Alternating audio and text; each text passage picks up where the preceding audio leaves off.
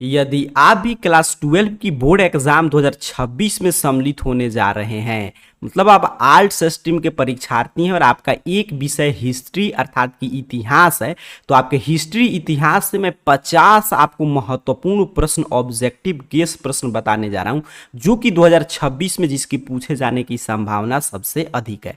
देखिए, आपकी जानकारी के लिए मैं बता दूं कि आज का जो भी प्रश्न लिया गया आपके क्लास 12 के हिस्ट्री से, वो सभी प्रश्न जो है आपके ऑब्जेक्टिव टाइप है और उसके साथ साथ जो पेपर में जिसके पूछे जाने की संभावना सबसे अधिक है हिस्ट्री में, उसी प्रश्न की हम लोग चर्चा करेंगे। जैसा कि आप सभी जानते हैं कि हिस्ट्री में 100 मार्क्स का आपका पूरा रिटन एग्जाम होता है, मतलब कोई भी प्रैक्टिकल एग्जाम नहीं होता है, और इसमें 100 ऑब्जेक्टिव प्रश्न पूछे जाएंगे जिसमें से 50 आपको बनाना होता है। तो मैं आपको 50 प्रश्न वही बता रहा हूं जो क्वेश्चन बैंक से है, ठीक है, मतलब प्रीवियस ईयर जो पूछा जा चुका है क्वेश्चन बैंक से प्रश्न है। अब क्वेश्चन बैंक से सभी प्रश्न तो रिपीट होगा नहीं, तो इसके लिए मैं आपका जो भी प्रश्न उसमें से इसके लिए संभावित है इस साल के लिए, वो मैं आपको बताऊंगा। और इससे आपको 2-3 बेनिफिट होगा अगर पूरा क्लास अंत तक देखते हैं तो। सबसे पहला बेनिफिट ये है कि आपका पूरा हिस्ट्री का रिवीजन हुआ, क्वेश्चन बैंक पढ़ने को मौका मिला और आपको ये पता चला कि पिछले साल किस रूप में प्रश्न पूछे गए थे, इस साल किस रूप में प्रश्न पूछे जाएंगे। और उसके साथ साथ आप इन सभी प्रश्नों को रट कर जाते हैं तो सीधे सीधे एग्जाम में टकराएगा। तो चाहे आप कभी भी क्लास को देखें, अगर आप क्लास 12 के परीक्षार्थी हैं, हिस्ट्री आपका विषय है, तो एक एक प्रश्न का आंसर जरूर दीजिएगा कमेंट बॉक्स में। नहीं मालूम होगा तो जो मैं सही उत्तर बताने जा रहा हूं उसको याद करते चले, क्योंकि यहां से तमाम प्रश्न, चाहे आप अर्धवार्षिक परीक्षा दे, सेंटअप एग्जाम दे, फाइनल बोर्ड एग्जाम दे, आपको देखने को मिलेगा। तो चलिए, यहां पे हिस्ट्री से प्रश्न है। देखिए पहला प्रश्न क्या कह रहा है, कह रहा है कि हड़प्पा सभ्यता किस युग की सभ्यता है। इस साल के लिए सबसे महत्वपूर्ण प्रश्न है और बहुआ टाइप प्रश्न है, कई बार पूछा गया है। कभी भी क्लास को देखिए, सही विद्यार्थी उत्तर दीजिएगा, नहीं मालूम होगा तो इसको 50 प्रश्न को रट जरूर लीजिएगा।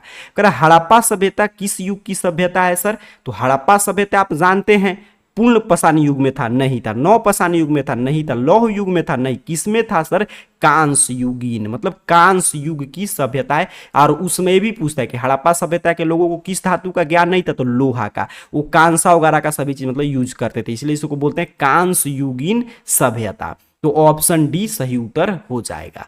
आगे बढ़े, अगला प्रश्न यहां से देखिए, हड़प्पा सभ्यता से तमाम प्रश्न बनते हैं। हड़प्पा किस नदी के किनारे है, तो रावी नदी के किनारे। मोहनजोदड़ो किस नदी के किनारे है, तो सिंधु नदी के किनारे। तो ये सभी तमाम प्रश्न यहां से बनते हैं। तो कांस्य युग की सभ्यता थी, ऑप्शन डी सही उत्तर रटते चलेंगे। अब देखिए अगला प्रश्न कह रहा है आपसे कि हड़प्पा सभ्यता का सबसे बड़ा नगर कौन था। देखिए, ये 2-3 प्रश्न पूछेगा, चाहे पूछे आपसे हड़प्पा सभ्यता का सबसे बड़ा नगर, तब आप कहेंगे मोहनजोदड़ो। सबसे विशाल नगर मोहनजोदड़ो। सबसे बड़ा स्नानागार क्या पूछेगा, स्नानागार मतलब जो बाथ टब था वो भी मोहनजोदड़ो। सबसे बड़ा अन्नागार तो मोहनजोदड़ो। तो 3-4 प्रश्न बनेंगे। मैं इसके आसपास जो प्रश्न बनेगा वो भी मैं आपको बताते चल रहा हूं, उसका भी उत्तर आपको समझ कर रखना है। ये तो ठीक है, हड़प्पा सभ्यता का सबसे बड़ा नगर मोहनजोदड़ो। सबसे बड़ा स्नानागार कहां से प्राप्त हुआ, तो मोहनजोदड़ो से। सबसे बड़ा अन्नागार कहां से प्राप्त हुआ था, तो मोहनजोदड़ो से। ये तमाम प्रश्न बनेंगे। अच्छा, ये पूछता है कि कालीबंगा कहां है, तो राजस्थान में। कहां है कालीबंगा, हड़प्पा कालीन स्थल है, इसकी खुदाई हुआ तो कहां से निकला, राजस्थान से। इसका अर्थ क्या होता है, तो काले रंग की चूड़िया। क्या अर्थ होता है, काले रंग की चूड़िया। लोथल क्या है, तो ये पूछेगा कि हड़प्पा सभ्यता का कौन सा बंदरगाह नगर है। बंदरगाह नगर मतलब जो हड़प्पा सभ्यता के लोग, आप जानते हैं हड़प्पा सभ्यता कैसी सभ्यता थी, ग्रामीण की नगरीय। आप कहेंगे सर जी नगरीय, बिल्कुल। तो हड़प्पा सभ्यता का मुख्य क्या था पेशा, वहां के लोग कृषि की व्यापार। आप कहेंगे सर नगरीय सभ्यता क्यों थी, क्योंकि वहां पे मुख्य पेशा व्यापार था, बिल्कुल था।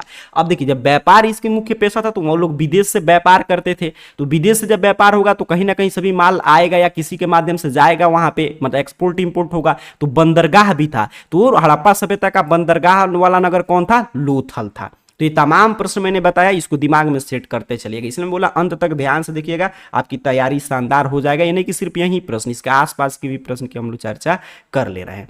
चलिए अगला प्रश्न देखते हैं।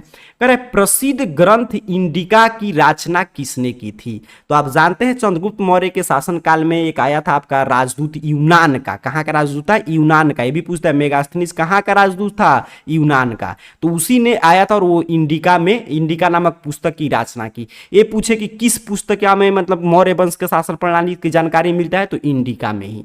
अच्छा, कौटिल्य कौन थे, तो कौटिल्य थे विष्णुगुप्त। कौन थे, इनका एक और नाम था विष्णुगुप्त, यानी इनका सबसे कॉमन नाम है जो सभी विद्यार्थी जानते हैं, चाणक्य। इन्होंने कौन सा पुस्तक लिखा था? तो इन्होंने लिखा था आपका अर्थशास्त्र। ठीक है, अर्थशास्त्र लिखा था। ये भी मौर्य साम्राज्य से ही संबंधित थे। मौर्य साम्राज्य के संस्थापक आप जानते हैं, घनानंद के बारे में आप पढ़े होंगे। देखिए एक आया था आपका नंद वंश। नंद वंश का संस्थापक कौन था? महापद्मानंद था। आप हिस्ट्री के विद्यार्थी हैं। अच्छा, यहाँ पे एक और चीज मैं आपको बता दूं कि देखिए आप ये जो आर्ट्स लिए ना, तो इसको अच्छा से पढ़ना चाहिए, क्योंकि जो भी ये प्रश्न देख रहे हैं ना, आगे हो सकता है आप जाएं, अगर आपकी इच्छा हो किसी भी तरह की गवर्नमेंट जॉब की तैयारी करना, तो यही चीजें वहां पे आपको फिर से पढ़ना पड़ेगा। तो क्यों ना मैं आर्ट्स लिया, तो मेरे पास अभी ये अपॉर्चुनिटी है कि मैं इसको अच्छा से अभी से पढ़ लूँ, ताकि वहां पे मुझे फिर चीजें रिपीट नहीं करना पड़े और सब विद्यार्थी उसमें इतना तो मेरे पास प्लस पॉइंट रहे। तो इसलिए इसको ये नहीं पढ़ना है कि हाँ इस रूप में नहीं याद करना है कि 12 के लिए है। ये आगे अगर आप गवर्नमेंट जॉब कोई भी तैयारी करेंगे, अगर उसमें जीके जीएस पूछा जाता है, तो ये सभी प्रश्न वहां पे भी मिलेगा,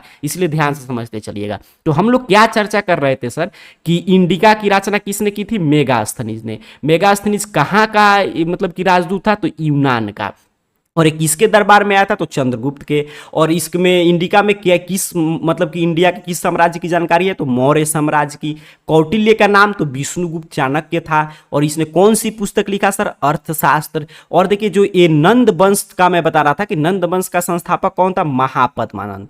और अंतिम कौन था? तो घनानंद, अंतिम शासक था। तो घनानंद को पराजित किया कौन? चंद्रगुप्त मौर्य। किसकी सहायता से? इसी कौटिल्य के सहायता से। और वहां से मौर्य वंश की शुरुआत हुआ। और मौर्य वंश में आप जानते हैं चंद्रगुप्त मौर्य के बाद बिंदुसार आया, फिर सम्राट अशोक आया, ये तमाम उसमें राजा हुए। तो जब चाणक्य को, और जब इन्हीं के सहायता से, चाणक्य और विष्णुगुप्त के निर्देश से जब जीता यहाँ पे, मतलब चाणक्य और विष्णुगुप्त कौटिल्य एक ही व्यक्ति का नाम है, तो इनके सहायता से जब मौर्य साम्राज्य का मतलब की शुरुआत होता है और घनानंद का अंत होता है नंद वंश का, तो इसी उपलक्ष्य में जो है इनको प्रधानमंत्री बनाता है कौन? चंद्रगुप्त मौर्य। तो ये भी पूछता है चंद्रगुप्त मौर्य किसको प्रधानमंत्री के पद पे नियुक्त किया था? तो विष्णुगुप्त, चाणक्य, कौटिल्य, जो ऑप्शन है सही उत्तर करना है। तो उम्मीद कर रहा हूं आप तमाम चीजें समझे हैं। चलिए आगे बढ़ते हैं, अगला प्रश्न देख लेते हैं, चौथा नंबर। कह रहा है आपसे कि प्रयाग प्रशस्ति की रचना किसने की थी? तो प्रयाग प्रशस्ति की रचना की थी हरिसेन ने। ठीक है, किसने किया था? हरिसेन ने। तो ऑप्शन सी सही उत्तर हो जाएगा। आगे बढ़े, अगला प्रश्न देख लेते हैं, रटते चलिएगा। अगला प्रश्न देखिए, हरिसेन भी था ना, तो एक राजा था, उसका नाम गुप्त वंश में कोई राजा था, उसका दरबारी कवि हुआ करता था वो। देखिए अगला प्रश्न करें कि गुप्तों के काल में कौन चीनी यात्री भारत आया था? तो गुप्त वंश के काल में फाहियान आया था। कौन आया था? फाहियान। ऑप्शन बी सही उत्तर रटते चलिएगा। आगे बढ़ते हैं, अगला प्रश्न देख लेते हैं, छठा नंबर।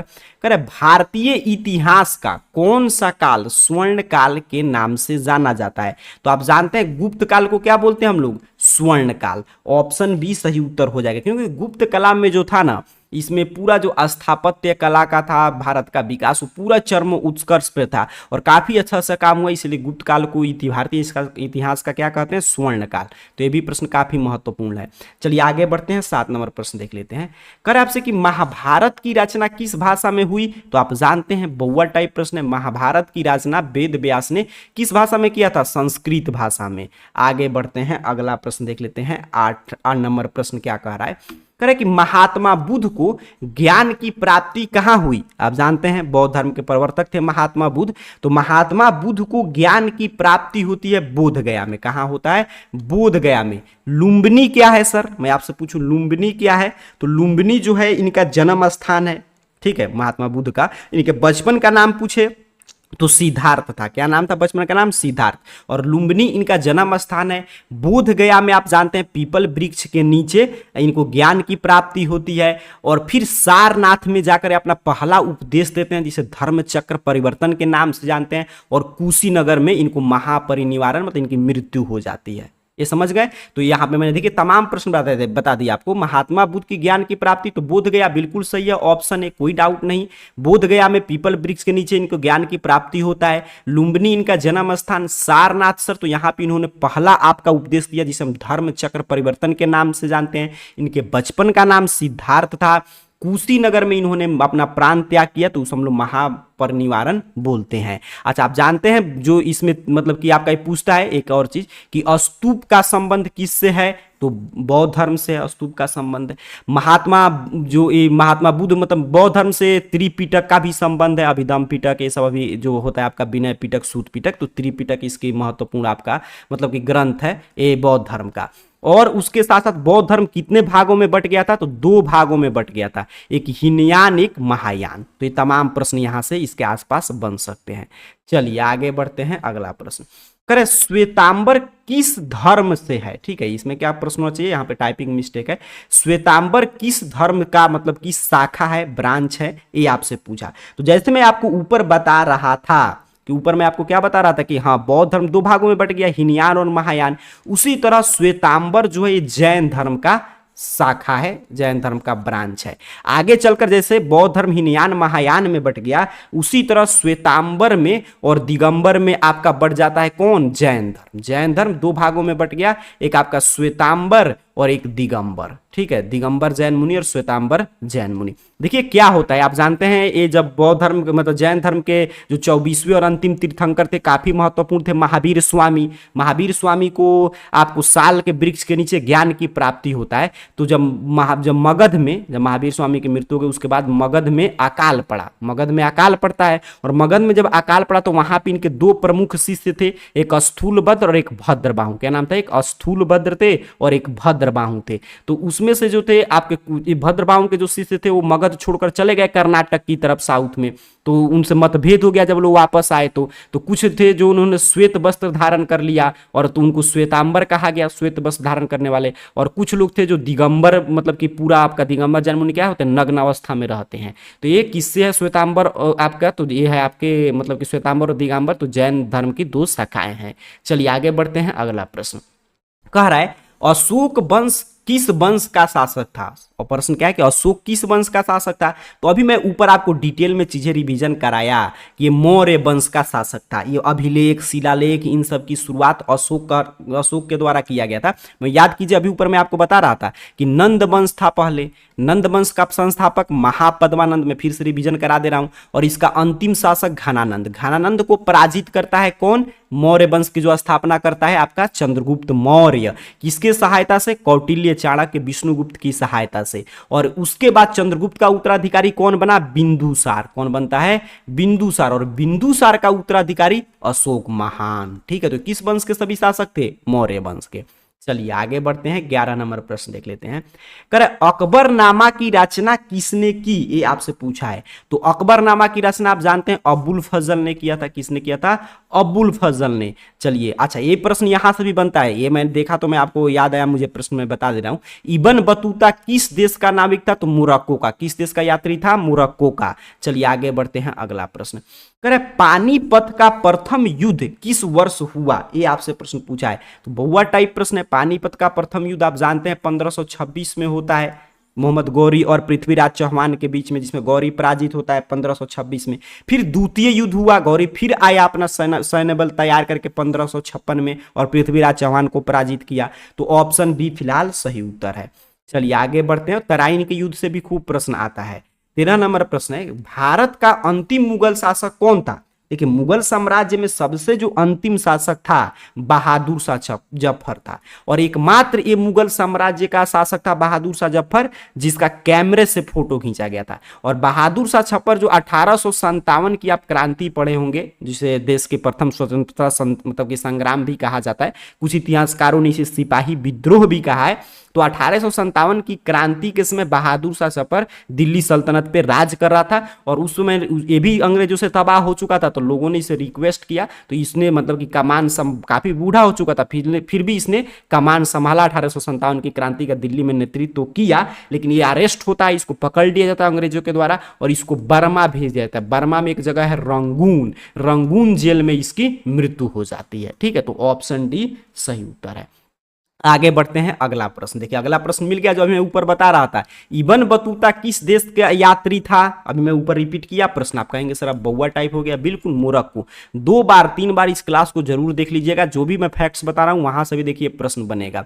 कह रहा है आपसे अगला प्रश्न कि विजयनगर का महानतम शासक कौन था। तो विजयनगर का महानतम शासक कृष्णदेव राय, आप जानते हैं सबसे महानतम शासक कृष्णदेव राय संगम काल में थे। ऑप्शन बी सही उत्तर हो जाएगा।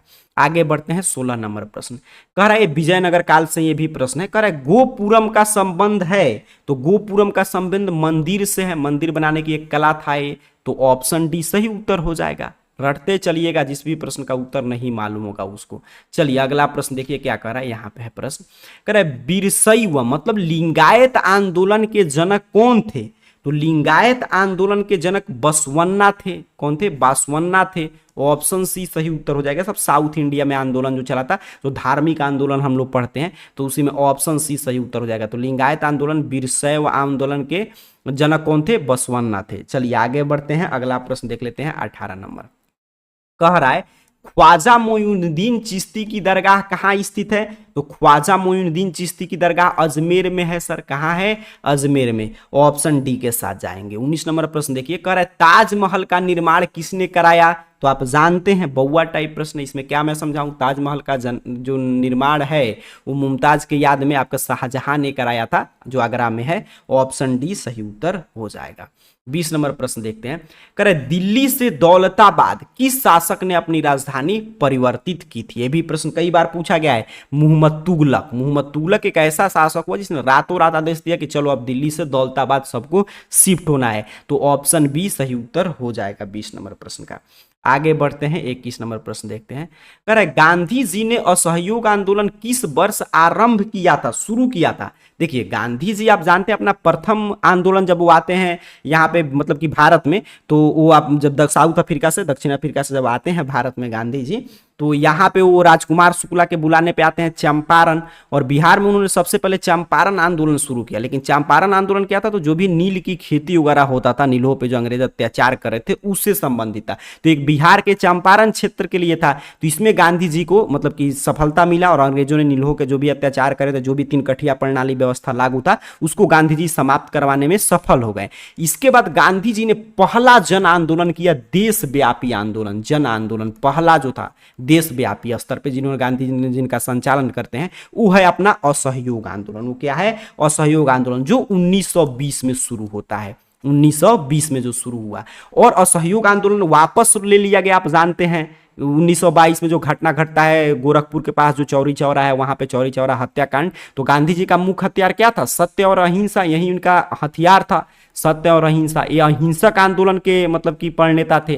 तो इन्होंने क्या किया, देखा कि जब वहां पे कुछ पुलिसकर्मियों की हत्या हो गई तो ये आंदोलन तो हिंसक हो गया, तो इनका अहिंसा का जो सिद्धांत था वो टूट रहा था। इस वजह से गांधी जी ने असहयोग आंदोलन को वापस ले लिया। अच्छा, फिर गांधी जी ने एक और आंदोलन चलाया। क्या था इसके बाद? जब असहयोग आंदोलन को वापस लेते हैं, इसके वो खुद जिम्मेवारी लेते हैं कि मैं इसका पूरा दोषी हूं, जेल भी जाते हैं। उसके बाद जब छूट कर आते हैं तो 1930 में वो शुरू करते हैं दांडी यात्रा। और दांडी यात्रा समुद्र तट पे, दांडी जो है समुद्र के किनारे गुजरात में, तो वहां पे दांडी पहुंचते हैं, और वहां पे नमक कानून, उस समय नमक पे टैक्स वगैरह लगा दिया था अंग्रेजों ने, तो वहां पे नमक कानून का उल्लंघन करते हैं। आपका नमक वगैरह बनाकर समुद्र के पानी से 72 अनुयायियों के साथ वो निकले थे, और वहां से शुरू होता है सविनय अवज्ञा आंदोलन। तो असहयोग आंदोलन 1920 में, 1930 में चला सविनय अवज्ञा आंदोलन। उसके बाद भारत छोड़ो आंदोलन गांधी जी ने चलाया, जिससे मतलब कि जो आजादी तक चला। चलिए 22 नंबर प्रश्न देखते हैं क्या कह रहा है आपसे। प्रश्न है यहाँ पे कि भारतीय राष्ट्रीय कांग्रेस की स्थापना, तो आप जानते हैं भारतीय राष्ट्रीय कांग्रेस की स्थापना एक अंग्रेज अधिकारी थे एओ ह्यूम, उनके द्वारा किया गया था 1885 में मुंबई में गोकुल तेज प्रताप दास कॉलेज में। तो ऑप्शन सी सही उत्तर रट जाइएगा। 23 नंबर प्रश्न है कि बंगाल के विभाजन की घोषणा, तो बंगाल विभाजन कब हुआ था? तो 1905 में। फिर बंगाल विभाजन रद्द कब होता है? 1911 में। तो बंगाल विभाजन की घोषणा किस वर्ष हुआ? 1905 में। चलिए 24 नंबर प्रश्न देख लेते हैं। करें इंडियन नेशनल आर्मी का गठन किसने किया था? तो इंडियन नेशनल आर्मी के जो गठन किए थे वो सुभाष चंद्र बोस ने किया था। किसने किया था? सुभाष चंद्र बोस ने। बिल्कुल सही ऑप्शन देखिए, गांधी जी किए नहीं, भगत सिंह आप जानते ही हैं इनके बारे में, चंद्रशेखर आजाद जी के बारे में, तो किसने किया था? सुभाष चंद्र बोस ने। आगे बढ़ते हैं, अगला प्रश्न देख लेते हैं। करे भारत किस वर्ष गणतंत्र बना? तो भारत जो है रिपब्लिक कब बना? तो रिपब्लिक डे याद होगा आपको, 26 जनवरी को मनाते हैं, तो 1950 में मना था। और स्वतंत्र कब हुआ? तो 1947। मतलब हम लोग 1947 में अंग्रेजों ने हमको सरकार बनाने की सभी चीज स्वतंत्रता देकर चले गए कि आप ठीक है अपना सरकार चलाइए, लेकिन हमारे पास संविधान नहीं था, संविधान बन रहा था। 1946 में जो कैबिनेट मिशन आया था उसके आधार पर संविधान सभा के गठन वगैरह करके संविधान बन रहा था, लेकिन उस समय मुस्लिम लीग के भी सदस्य थे, भारतीय राष्ट्रीय कांग्रेस के प्रांतीयों के सदस्य भी थे, कई प्रांतों के। लेकिन क्या होता है कि आप जानते हैं 1947 में जब भारत आजाद होता है, लेकिन अपने साथ बंटवारा लेकर आता है, भारत दो राष्ट्रों में मतलब कि बंट गया, एक पाकिस्तान और भारत। तो मुस्लिम लीग के सदस्य तो वहां से चले गए, तो संविधान सभा का पुनर्गठन करके और फिर से संविधान वगैरह में सुधार वगैरह करके बना और संविधान तैयार होता है। 1950 में इसको लागू किया जाता है, 1949 में इसको अंगीकार किया गया और 1950 में लागू कर दिया गया। तो जिस दिन से अपना संविधान हो गया, नियम कानून हो गया, उस दिन से भारत क्या बन गया, गणतंत्र बन गया। तो ऑप्शन बी सही उत्तर हो जाएगा। 26 नंबर प्रश्न देखिए, कह रहे महाभारत युद्ध कितने दिनों तक चला था, 18 दिनों तक। और 18 से याद रखिएगा, जैसे ही 18 है, दो प्रश्न यहां से आपके दिमाग में आना चाहिए। एक तो महाभारत युद्ध 18 दिन तक चला था, और एक दूसरा प्रश्न ये हो गया हमारा कि मतलब कि आपका पुराणों की संख्या कितनी है, तो 18, ये भी प्रश्न पूछता है, तो 18 है। चलिए अगला यहां पे देखते हैं प्रश्न, कह रहे अशोक के किस अभिलेख में कलिंग युद्ध का वर्णन है। तो कलिंग युद्ध के बारे में अशोक के 13वां अभिलेख में उल्लेख है, तो रट जाएंगे, ऑप्शन सी सही उत्तर हो जाएगा। आगे बढ़ते हैं अगला प्रश्न, कह रहे चोलों की सबसे छोटी प्रशासनिक इकाई। तो देखिए चोलों की जो सबसे छोटी प्रशासनिक इकाई थी वो कुर्रम था, जो समझिए गांव आजकल का, वही सबसे छोटे स्तर पे तो कुर्रम था। तो ऑप्शन डी सही उत्तर हो जाएगा। आगे बढ़ते हैं अगला प्रश्न देख लेते हैं, यहाँ पे 29 नंबर क्या कह रहा है कि अर्थशास्त्र की रचना। तो वही अर्थशास्त्र जिसमें मौर्य साम्राज्य के प्रशासनिक व्यवस्था की जानकारी मिलता है, जो मैं अभी ऊपर आपको जानकारी दे रहा था कि जो कौटिल्य या विष्णुगुप्त या चाणक्य जो कहिए उनके द्वारा जो रचित था अर्थशास्त्र, तो उसकी रचना कब हुई, तो 4वीं शताब्दी ईसा पूर्व में, ईसा पूर्व में हुआ था, 4वीं शताब्दी में, ठीक है। 300 कुछ ईसा पूर्व में हुआ था, शायद 27 है, एग्जैक्ट मुझे याद नहीं आ रहा है, तो उसको हम लोग 4वीं शताब्दी ईसा पूर्व के आसपास में रखते हैं। चलिए आगे बढ़ते हैं अगला प्रश्न, कह रहा है पतंजलि के महाभाष्य से हमें जानकारी मिलती है। तो पतंजलि के महाभाष्य से हमें प्राक मौर्य काल की जानकारी मिलती है। किसका जानकारी मिलता है, प्राक मौर्य काल की। तो ऑप्शन सी सही उत्तर रट जाएंगे। चलिए आगे बढ़ते हैं 31 नंबर प्रश्न। देखिए अभी मैं बता रहा था कि 18 आए तो 2 प्रश्न तो पूछेगा ही, देखिए पूछ लिया। पुराणों की संख्या कितनी है सर, 18 है। कितनी है, 18 है। चलिए आगे बढ़ेंगे, अगला प्रश्न देख लेते हैं 32 नंबर, करें मौर्यकालीन टकसाल का प्रधान कौन था। तो टकसाल वहां का मुद्रा वगैरह था, तो इसको देखते हुए काफी विद्यार्थी मुद्रा अध्यक्ष मतलब कि इसको टिक कर देते, नहीं, टकसाल जो था उसके जो मतलब कि प्रधान हुआ करता था उसलिए लक्षणा अध्यक्ष बोलते थे। तो ऑप्शन डी सही उत्तर हो जाएगा। चलिए आगे बढ़ते हैं, अगला प्रश्न 33 नंबर, करें अलबरूनी भारत में किसके साथ आया। तो अलबरूनी आप जानते हैं भारत में आता है मोहम्मद गजनवी के साथ। किसके साथ आया था, मोहम्मद गजनवी के साथ। तो ऑप्शन ए सही उत्तर रटते चलेंगे।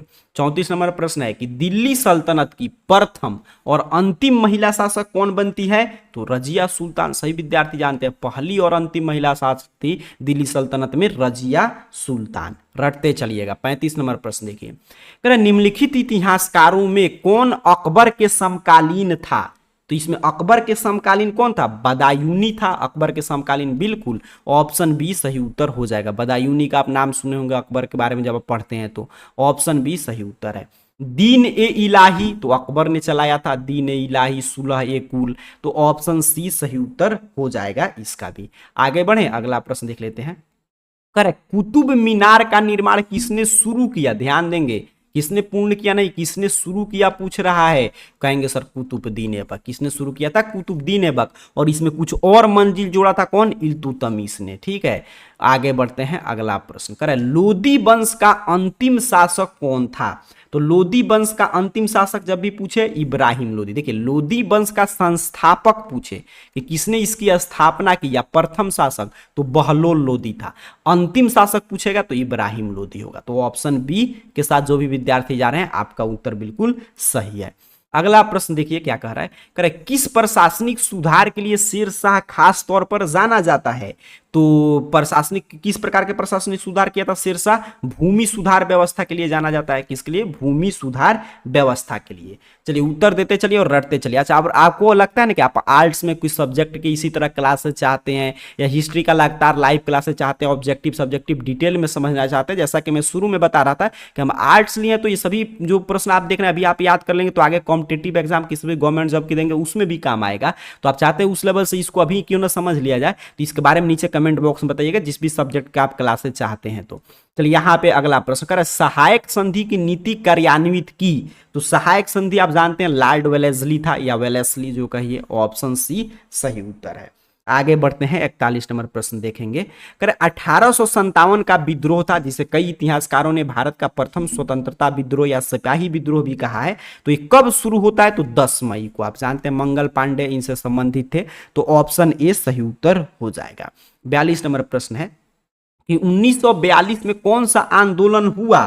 तो 1942 में कौन आंदोलन हुआ था? तो ये आपका हुआ था भारत छोड़ो, ऑप्शन डी। असहयोग आंदोलन 1920, सविनय अवज्ञा आंदोलन 1930 और ये 1942 जिसमें गांधी जी ने करो या मरो या अंग्रेजों भारत छोड़ो ये सभी नारा दिए थे। चलिए अगला प्रश्न देखिए, कह रहा व्यापगत का सिद्धांत, इसे ही शायद हम लोग हड़प नीति भी बोलते हैं। तो व्यापगत का सिद्धांत किसने दिया था? लॉर्ड डलहौजी ने। कहीं पे ऑप्शन है? नहीं है, कहीं पे नहीं है, तो इसमें मिसप्रिंट है या ये प्रश्न का आंसर सही नहीं तैयार किया गया, क्योंकि व्यापगत का सिद्धांत किसने दिया था? लॉर्ड डलहौजी ने। चलिए अगला प्रश्न देखते हैं, कह रहे संथाल विद्रोह का नेतृत्व किसने किया? तो संथाल विद्रोह का नेतृत्व आप जानते हैं सिद्धू और कान्हू ने किया था। किसने किया था? सिद्धू और कान्हू ने। चलिए आगे बढ़ते हैं, अगला प्रश्न करे गांधी जी ने असहयोग आंदोलन किस वर्ष आरंभ हुआ? तो प्रश्न रिपीट कर रहा है, ये रट जाइए 1920 में, और चौरा चौरी हत्याकांड के बाद इसे वापस ले लेते हैं। जवाहरलाल नेहरू भारत के प्रथम प्रधानमंत्री कब बनते हैं? 1947 में, जब देश आजाद हुआ। तो देखिए इसके पहले भी संविधान सभा में कुछ चीजें पोस्ट गठन हुआ था जिसमें गृह मंत्री, प्रधानमंत्री सभी चीज बनाया गया था, तो उस समय भी बने थे, लेकिन पहली बार वो ऑफिशियल तौर पे प्रधानमंत्री की शपथ लेते हैं पद की 1947 में। तो ऑप्शन बी सही उत्तर है। त्रिपिटक साहित्य है, तो अभी मैं ऊपर चर्चा कर रहा था त्रिपिटक किसका साहित्य है? जो अभिधम पिटक, सूत पिटक, विनय पिटक, 3 पिटक है, तो ये बौद्ध धर्म का है। किसका है? बौद्ध धर्म का। अष्टांगिक मार्ग, तो ये भी बौद्ध धर्म का है, तो ऑप्शन बी सही उत्तर हो जाएगा। कनिष्क की राज्यारोहण कब हुआ? तो 78 ईस्वी में, और इसी ने कनिष्क ने क्या चलाया था? शक संवत। जो शक संवत कैलेंडर है ये इसी ने चलाया था, जो भारत का मतलब कि राष्ट्रीय कैलेंडर भी है, तो ऑप्शन बी सही उत्तर हो जाएगा। 49 नंबर प्रश्न है कि अस्थाई बंदोबस्त से कौन जुड़ा था? तो कर्नावालिस। कौन जुड़ा था? लॉर्ड कर्नावालिस की व्यवस्था थी अस्थाई बंदोबस्त। चलिए 50 नंबर प्रश्न है, राजतरंगिणी के लेखक कौन थे? ये आपसे पूछ रहा है। तो राजतरंगिणी के लेखक कलहन थे। कौन थे सर? कलहन थे। तो यहाँ पे नीचे कमेंट बॉक्स में जरूर बताइएगा कि आपका कुल आज के 50 में से कुल कितना प्रश्न आपने सही किया। ठीक है, अपने नाम के साथ बताइएगा। आगे और कौन से क्लासेस चाहते हैं इसके बारे में भी कमेंट बॉक्स में लिखिएगा। ये सभी चीजें आप प्राप्त करना चाहते हैं, ये सभी आपका PDF वगैरह, तो नीचे डिस्क्रिप्शन बॉक्स में देखिएगा व्हाट्सअप चैनल या टेलीग्राम या इंस्टाग्राम फेसबुक का लिंक होगा, तो वहां पे क्लिक करके ज्वाइन हो जाइएगा। या कहीं पे भी व्हाट्सअप चैनल यूज करते होंगे या टेलीग्राम, कोई भी सोशल मीडिया हैंडल, तो वहाँ पे AR कैरियर पॉइंट चैनल का नाम सर्च कीजिएगा तो ऑफिशियल हैंडल ओपन होगा, उसमें जुड़ जाइएगा। वहाँ पे सभी PDF नोट्स वगैरह और जो क्लास आता है उसका पहले ही वहाँ पे लिंक वगैरह सेंड कर दिया जाता है। तो मिलते हैं अगले क्लास में, तब तक के लिए इन सभी प्रश्नों का रिवीजन करके रट जाइए। आप सभी को बहुत बहुत धन्यवाद।